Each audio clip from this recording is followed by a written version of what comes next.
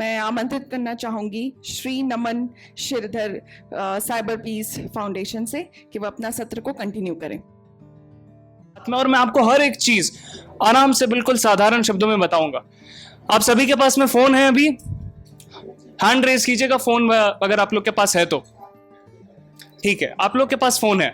एक काम कीजिए, फोन ओपन कीजिए। अब अपना फोन ओपन कीजिए, गूगल खोल लीजिए। गूगल पे सबसे पहला टूल हमारे सामने आ जाएगा, वो है have I been pond. Spelling आपके सामने है स्क्रीन पे, वो जो नीले अक्षरों में लिखी हुई है वो स्पेलिंग है। आप उसको गूगल में एंटर कीजिए, सर्च कीजिए गूगल पे जाके हैव आई बीन पॉन्ड। इसका मेन विजन क्या है, इससे होगा क्या?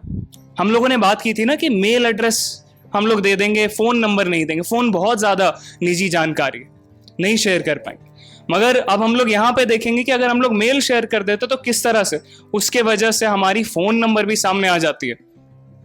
तो देखिए यहाँ पे साइट खोल लेने के बाद में आपको दिखाई देगा एक वाइट कलर का बॉक्स। इसमें अपना मेल डालिए, जो आपका मेल है, जो जीमेल है, जो ईमेल सर्विस आप यूज करते हैं, अपना मेल एंटर कीजिए। जैसे मैंने यहाँ पे डाल दिया है test@gmail.com। ये मेरे पास एक मेल था।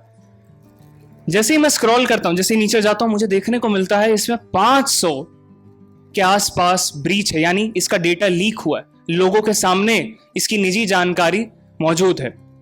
जरा देखें कि किस प्रकार का यहां पे डेटा सामने। अब जैसे अब डेटा आपने सुना, डेटा क्या है? अब मान लेते हैं कि एक्सरे मशीन का एग्जाम्पल लीजिए, उसके अंदर मैं अगर लगेज नहीं डालूं तो क्या उसकी काम की चीजें मुझे पता चलेंगी? नहीं। उसी तरह से इंटरनेट पे होता है डेटा। डेटा कई सारे तरह पे अवेलेबल है, फोटोज के फॉर्म में है, वीडियोज के फॉर्म में है, कई सारी चीजें। तो हम लोग यहाँ पे जब नीचे जा रहे होंगे, हमें पता चलेगा कौन सा डेटा हमारे बारे में सभी लोग देख सकते हैं।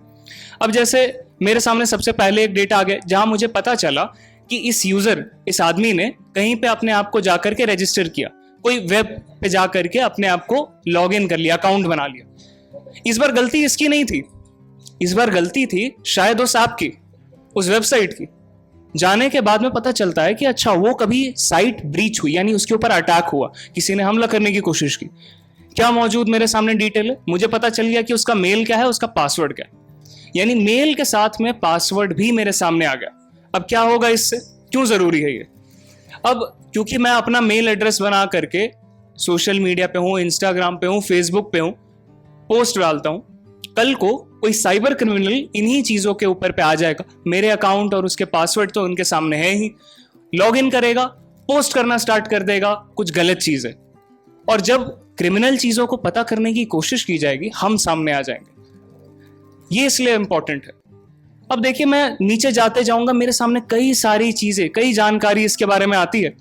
यहां देखिए, मुझे ये तक पता चल गया है कि किसी ऐप में जाकर के इसने फीडबैक, आप लोग फीडबैक भरते हैं, वो जो स्टार आते हैं कि रेट कीजिए, 5 स्टार देंगे, 4 स्टार देंगे, क्या रिव्यू है, आप लोग ने किया किसी में, किसी ने ऐसा?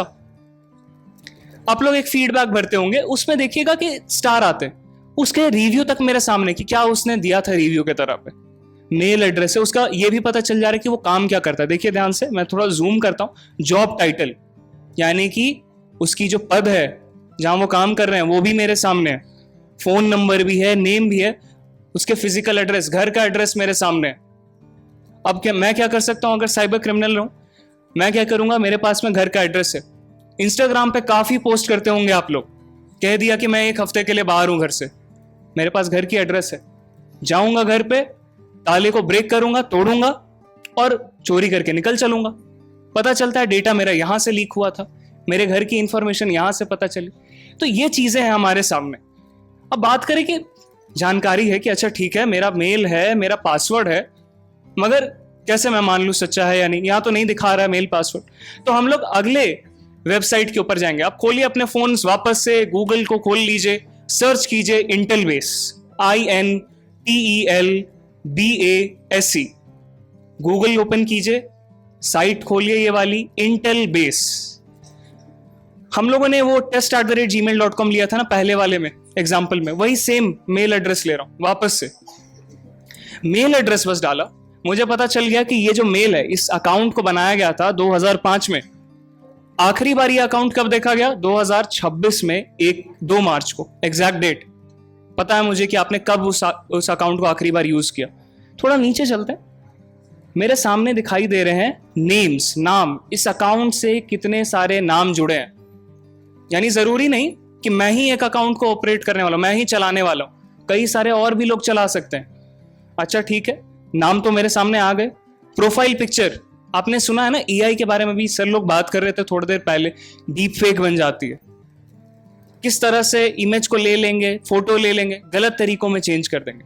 अब देखिए, आप सोचते होंगे कि अच्छा मेरी इंस्टाग्राम पे जो प्रोफाइल है वो प्राइवेट है, किसी को नहीं देख सकते, किसी को नहीं ये दिखाई देती है। मगर जरूरी नहीं कि आप सिर्फ इंस्टाग्राम यूज करते हो, उसी अकाउंट को यूज करते हो कई जगह पे। किसी एक में आपने फोटो डाल के रखी हो, उस अकाउंट में अटैक हुआ, यानी उस अकाउंट में कोशिश की गई घुसने की, और पता चल गया कि प्रोफाइल फोटो क्या। यहां से एक प्रोफाइल फोटो ले ली, बदल दी दूसरी इमेज में। डीप फेक क्या, आपको अजीब सा लग रहा होगा ये टर्म कि डीप फेक क्या है।